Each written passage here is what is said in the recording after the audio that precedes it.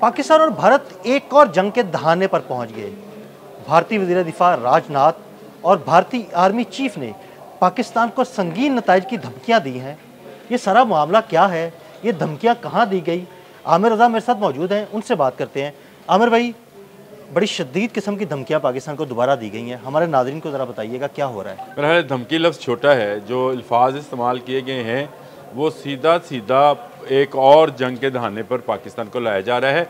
इसकी पहले तो वजह क्या है, राजनाथ पे मैं बात कर लेता हूँ। मोदी का बहुत करीबी साथी है। फिर ये इन्होंने गुजरात का दौरा किया, भज में वाक़या एक जो फौजी अड्डा था वहाँ पर गए और फ़ौज से ख़िताब किया। वहाँ पे आर्मी चीफ भी उनके मौजूद थे।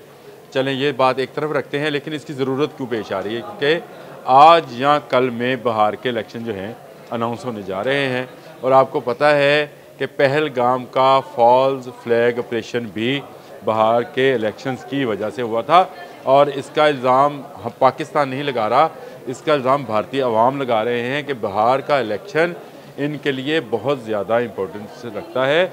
और इसी को ज़रा मज़ीद बेहतर बनाने के लिए ये पाकिस्तान का हवा दिखाकर, पाकिस्तान के साथ जंगी जुनून दिखाकर वहाँ से वोट हासिल करना चाहते हैं। अब आ जाते हैं राजनाथ पे कि राजनाथ ने कहा कि यहाँ से कराची तक एक रोड बन सकती है। यानी उन्होंने सीधा सीधा ऐलान किया कि वो यहाँ से एक रोड बनाएंगे और कराची पर कब्ज़ा करेंगे। इससे पहले वो 65 में कश्मीर का महाज खोल चुके हैं। फिर उन्होंने अभी जंग मई के अंदर लाहौर का और कश्मीर का महाज खोला। दोनों जगहों पे इनको मुंह की खानी पड़ी। इनके जहाज़ गिरे, इनके फ़ौजी भाग गए, सफ़ेद परचम लहरा दिए, S-400 गिर गया। अब ये एक नया महाज सर क्रीक के मैदान में ले आए।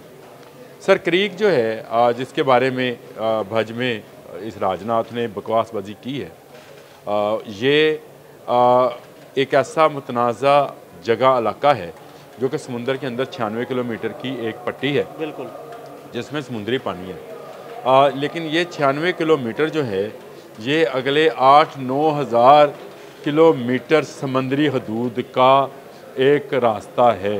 और सर क्रीक पर झगड़ा आज से नहीं है। मैं ज़रा थोड़ी सी आपको, अगर आप माइंड ना करें तो मैं आपको बैकग्राउंड बताना चाह रहा हूँ, क्योंकि बहुत सारे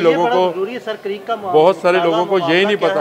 हाँ, बहुत सारे लोगों को ये नहीं पता कि ये मामला है कि ये आज का नहीं है।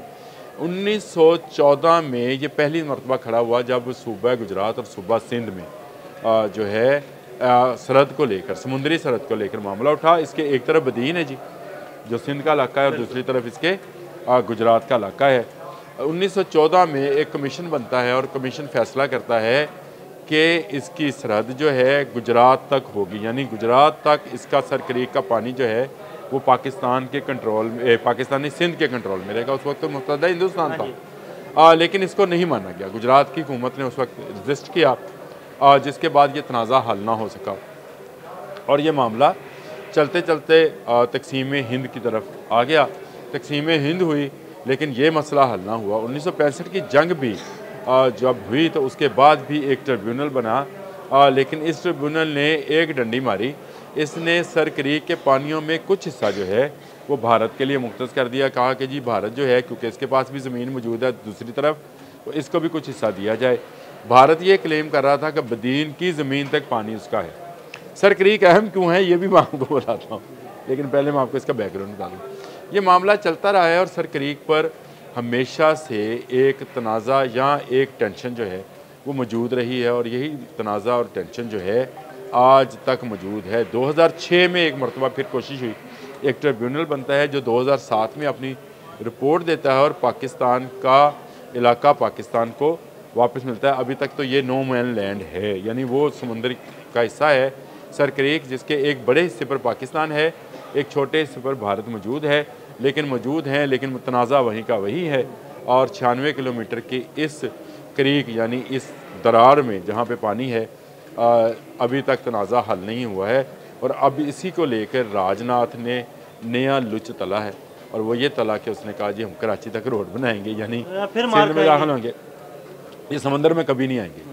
आपको पता है कि हिंदू मज़हब के अंदर समंदर में सफ़र हराम था, ये सफ़र नहीं करते थे समंदर के अंदर। इसीलिए तो हिंदू जो थे ये इनका जो भी जिस तरह इसको मज़हब ही कहेंगे, मेरा ख्याल है क्या कहेंगे, ये फैला नहीं है बहुत बिल्कुल एक खित्ते तक महदूद रहा। उसकी वजह ये थी कि ये समंदर से डरते हैं और इतना डरते हैं कि 65 में इनके पास एक ऐसा बहरी जहाज़ मौजूद था जिस पर जहाज़ जो थे वो जा सकते थे, इन्होंने इस्तेमाल नहीं किया। जंग मई में इनके पास 2 थे, दोनों इस्तेमाल नहीं किए और अपने सारे बहरी जहाज़ लेकर ये भाग गए पीछे की तरफ। तो इस समंदर के रास्ते कभी आएंगे नहीं, लेकिन अब इन्होंने कहा जी कि हमारे पास रास्ता है और हम गुजरात से सिंध और बदीन से भी कराची जाए कब्ज़ा करेंगे। इनका ख्वाब है। आपको गुरु वारिया याद है, वो जो कहता था जहाज़ गिरा दिए, कराची तबाह गया, कराची पे कब्ज़ा हो गया इंडियन नेवी का, वो सारा झूठ है और अभी भी ये झूठ बोले चला जा रहा है। अब आ जाते हैं, अगर आप मुझे इजाज़त दें, अगर आपके पास टाइम है तो, सर क्रीक अहम क्यों है? ये बड़ी अहम बात है, ये हमारे नाज़रीन को बतानी चाहिए। सर क्रीक एक बड़ा रास्ता है बहीरा अरब तक जाने का और इस क्रीक के अंदर गैस और तेल के वसी ज़खायर मौजूद हैं। इसके बाकायदा सबूत मौजूद हैं, इसकी बाकायदा जो जियोमेट्रिकल सर्वेज़ हैं वो मौजूद हैं, जो इसके मुतल्लिक कंपनीज़ ने जितने इंटरनेशनल सर्वेज़ हैं उनका कहना है कि अगर इस खित्ते में कहीं बड़ी मकदार में तेल और गैस के ज़खायर मौजूद हैं तो वो क्रीक के अंदर मौजूद हैं। राजनाथ ने क्या पहल करनी है, उसने क्या रोड बनानी है? हम सोच रहे हैं कि हम एक मोटरवे बनाएं कराची से लेकर गुजरात तक और भज के जो फौजी अड्डा है वहाँ तक। और आप ये यकीन रखें कि अगर अब मौका मिला तो ये गुजरात भी छोड़कर भागेंगे। याद रखिएगा, पाकिस्तान की बहरिया वो कुव्वत है जिसने सिर्फ एक अलर्ट से इनके सारे बहरी जहाज़ भगा दिए थे और वो अलर्ट और वो रेंजेस इनके पास आज भी महफूज हैं। और अभी तो पाकिस्तान के पास खैर बाबर जैसा एक मिसाइल मौजूद है, इस पर ज़रूर बात कीजिएगा। बाबर एक ऐसा क्रूज़ मिसाइल है जो हमारी बहरिया इस्तेमाल करती है और फिर इनका कोई जहाज़, कोई इनकी बंदरगाह जो है बाकी नहीं बचेगी। क्रीक पर आकर राजनाथ ने सिर्फ एक इलेक्शन कैंपेन की है, इसने अपनी तरफ से धमकी की लगाई है, थ्रेटन किया है, लेकिन ये बात करते हुए भी टांगें कांप रही थीं और ये बात करते हुए भी इनको शर्म आनी चाहिए। अभी तो वो कहते हैं कि इनके ऑपरेशन सिंदूर के चिता की आग जो है वो भी नहीं बुझी, जो हमने ऑपरेशन सिंदूर की चिता जलाई है और इसमें इनका ऑपरेशन तो हमने बहानी है सर क्रीक में बहाएंगे। चले अच्छा जुमला दे दिया। ऑपरेशन सिंदूर की राख सर क्रीक में बहाई जाएगी और गुजरात भी पाकिस्तान का हिस्सा होगा। गुजरात से है ना मोदी, याद रखें इस दफ़ा हमारा टारगेट जो है गुजरात है, गुजरात होगा, क्योंकि राजनाथ ने वहाँ खड़े होकर हमें धमकी लगाई है।